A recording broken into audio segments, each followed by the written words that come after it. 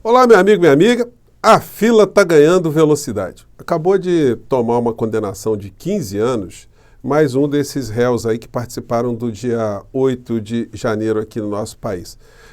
A votação do Supremo certamente vai confirmar, não há a menor possibilidade de ter uma escapatória para esse réu. E aí tem uma questão que é muito curiosa, muito emblemática, que diz respeito ao fato de muitos desses réus estarem contratando advogados que ideologicamente são do mesmo campo a que eles pertencem. Gente, isso é muito complicado, porque os advogados eles acabam se excedendo na defesa técnica e passam a fazer uma defesa ideológica também. E quando eles fazem essa defesa ideológica, eles se conflitam com o Supremo Tribunal Federal. E aí, como eu disse para vocês, nosso encontro mais cedo, se você não assistiu, enfim, não adianta tentar convencer os magistrados ali, que têm muita experiência, das coisas que não aconteceram, porque ninguém vai cair em conversa mole, enfim. Muitas performances jurídicas, elas acabam fazendo com que os parentes, as pessoas próximas se emocionem muito, achem que é aquilo mesmo, o réu fica super emocionado, ele se convence que aquela é a verdade absoluta, mas isso não interfere na questão real, na questão jurídica, nos fatos. A situação é que essas pessoas que fizeram tudo aquilo que elas fizeram, elas queriam destruir o Estado democrático de direito. Se elas tivessem conseguido, nem eu estaria aqui, provavelmente você também não, porque você não teria o que assistir aqui nas redes sociais, porque essa gente teria justamente tirado todos nós, todos os democratas, todos os progressistas, de qualquer tipo de espaço de debate público. Então a gente não tem que ter nenhum tipo de condescendência com essas pessoas. Aqui no nosso portal, muitas vezes eu venho dizendo lá de trás que as consequências para essas pessoas seriam muito duras. E no final da história, o inelegível, o criminoso mor, o maníaco do Planalto, seria encarcerado também. E a fila, que está começando a ganhar mais tração, está apontando para esse caminho. Vou colocar aqui para vocês algumas imagens, enfim, que ilustram bastante algumas situações que estão figurando como pano de fundo. Vou analisar aqui algumas questões jurídicas também, mas antes de mais nada, quero convidar você que está chegando nesse instante ao nosso portal, vem fazer parte aqui das nossas discussões. Se inscreva aqui conosco, dê o seu joinha, mande seu comentário, participe aqui dos nossos chats e, se puder, se inscreva também no nosso clube de membros, que é uma forma adicional, que a plataforma coloca à disposição para você que quer apoiar o seu canal predileto, tá bom? Vamos seguir em frente. Gente, como eu disse para vocês, quando eu via algumas cenas lá atrás, figura do inelegível, gritando contra o ministro Alexandre de Moraes, isso ele insuflando as redes. Quem é que não vai se lembrar do Terça Livre, do Alan dos Santos, todos os dias, atacando o ministro Alexandre de Moraes e as pessoas todas no seu entorno, o Roberto Jefferson, o Daniel Silveira, a Sara Geromini, enfim, o Oswaldo Eustáquio, enfim, muita gente vindo, outros tantos que foram banidos pela própria plataforma e banidos também em função de estarem numa situação de foragidos hoje da justiça. Quando essas pessoas achavam que, pelo presidente de então, dizer que as minhas Forças Armadas, eu sou o comandante supremo das Forças Armadas, Alexandre de Moraes, pegue seu boné e vá embora, os CACs, um povo armado jamais será escravizado. Essas pessoas ficaram acreditando nisso, que o Brasil nunca vai ser comunista, que nós não vamos permitir o comunismo ser implantado no Brasil, e que Deus, e pátria, e família, enfim. Essas pessoas todas acreditavam nisso, mas sem enxergar que quem estava dizendo isso era um ladrão, era um corrupto que a vida inteira se corrompeu as mulheres, as ex-mulheres, os filhos, os parentes, os amigos, as pessoas dos gabinetes. Enfim, isso ia dar errado em algum momento, sobretudo porque a figura sem noção, arrastando esse universo de canjicas por trás dele, do conto do Machado de Assis, eles iam enfrentar uma barreira muito grande, que é o Estado de Direito, e algumas figuras que estão dentro dessa estrutura, como o ministro Alexandre de Moraes. E aí não é fazer nenhum tipo de homenagem especial. É só fazer o atestado que ali eles encontrariam uma pessoa que foi promotor de justiça, que foi primeiro colocado no concurso público, lá do Ministério Público do Estado de São Paulo, que tem vários livros publicados, que eu sempre utilizei, inclusive nas minhas aulas de Direito Constitucional, e foi secretário de Justiça no Estado de São Paulo, que exige muita muita firmeza, né, para lidar com as questões, com a complexidade que tem. Então, essas pessoas iriam enfrentar uma situação e hoje, gente, eu confesso que eu fiquei com vergonha alheia de ver a figura ali do advogado de defesa, que foi por uma linha um pouco diferente. No entanto, ele não conseguiu, né? Ele jogou ali algumas questões ideológicas ali e aí se desgraçou. A melhor coisa que tem, inclusive nós que somos advogados, enfim, quando um advogado tem algum problema, a pior coisa que ele pode fazer é ele mesmo entrar com uma ação em nome próprio.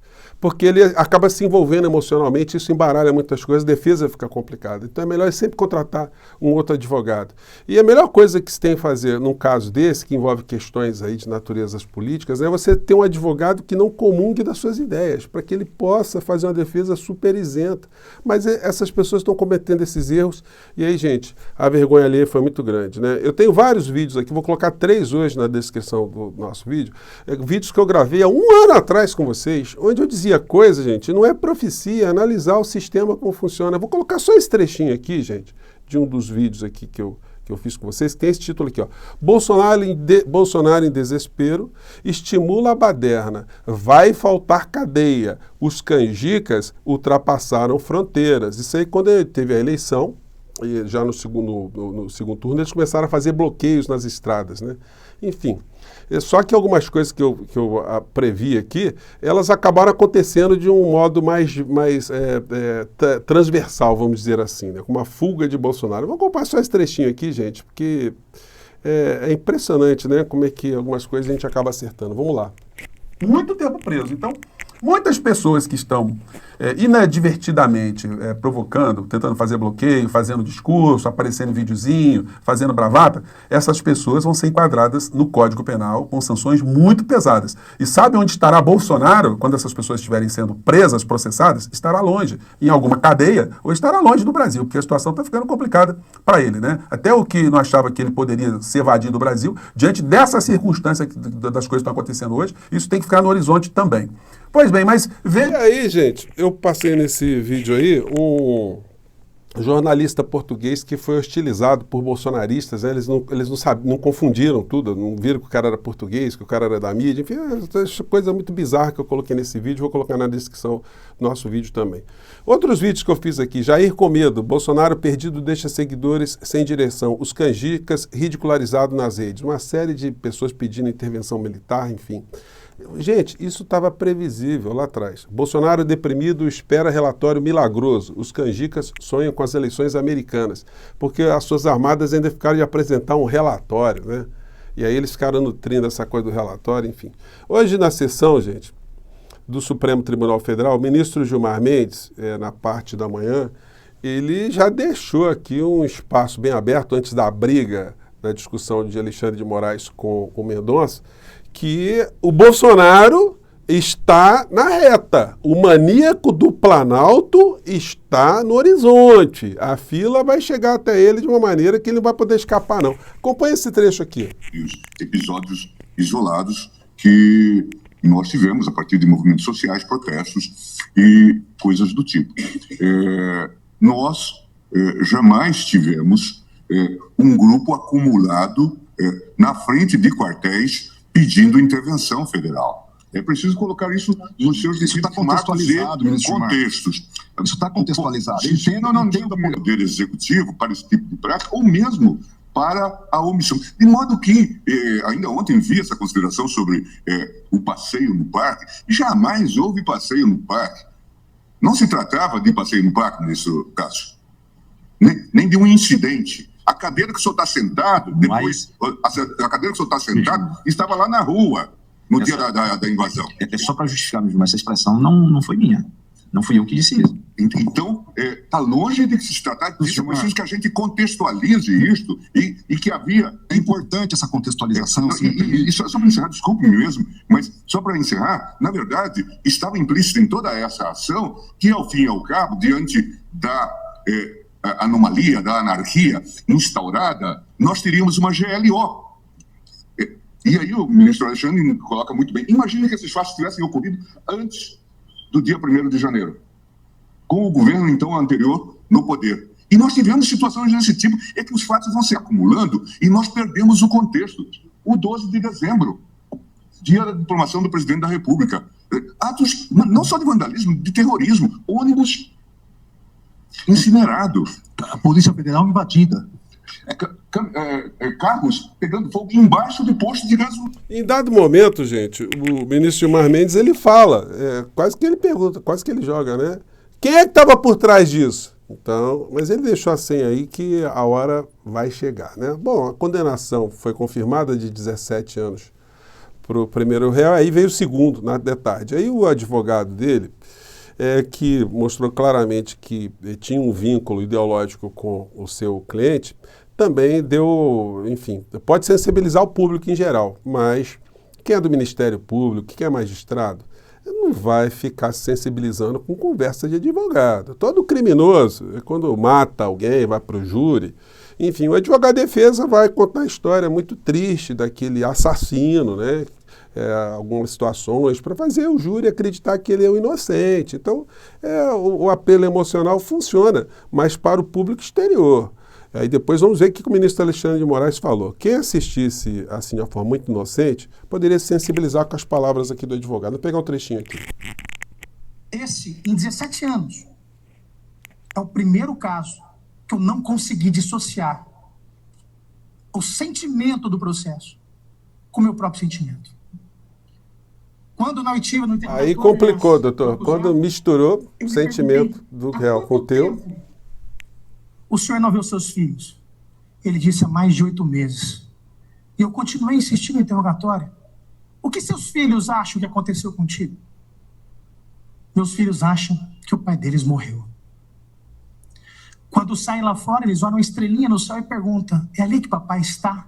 Filhos de 6 e de 7 anos. Ora, excelência, eu pergunto, será que esse julgamento se trata apenas de Tiago Matar? Ouvi falar tanto de pano de fundo hoje aqui.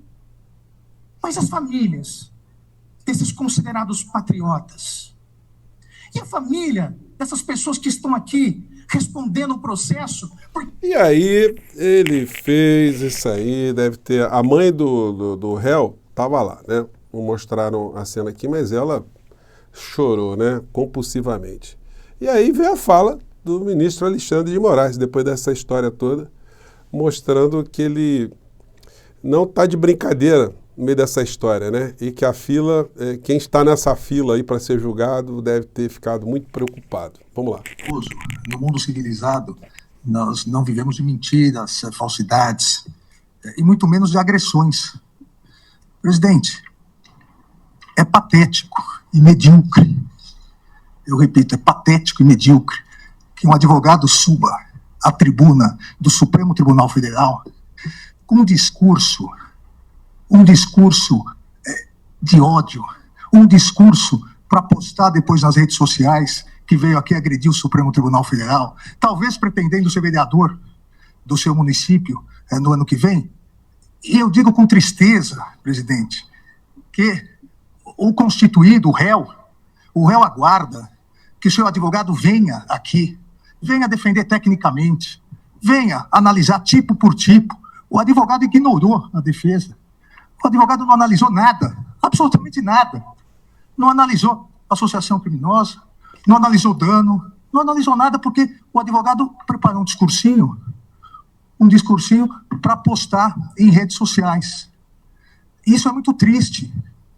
Os alunos que aqui se encontram, os alunos do curso de Direito da Universidade de Rio Verde, de Goiás, hoje tiveram uma aula do que não deve ser feito na tribuna da Suprema Corte do país.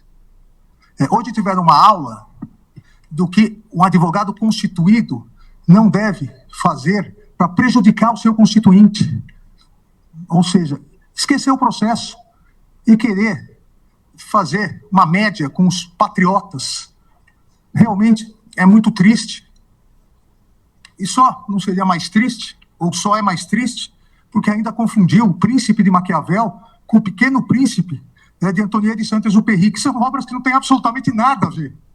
Mas, obviamente, quem não leu nenhuma nem outra... Gente, foi constrangedor a situação toda, porque o advogado, no começo da fala dele, quer dizer, no final da fala dele, ele atacou o Barroso, né? Dizendo que poder não se ganha, poder se toma, que era uma fake news atribuída ao Barroso. Aí o Barroso já foi, já destruiu ali. Ou seja, gente, a fila está andando e está andando sem clemência nem piedade.